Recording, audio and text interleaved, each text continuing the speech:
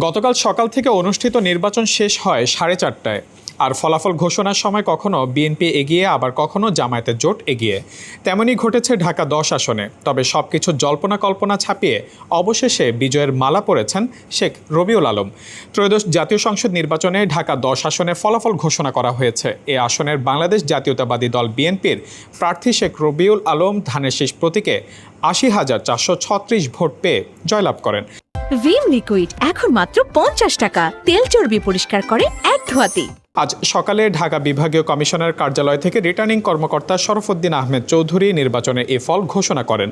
ঘোষণা অনুযায়ী বিএনপি প্রার্থী শেখ রবিউল আলম ধানের শীষ প্রতীকে 80,436 ভোট পেয়েছেন।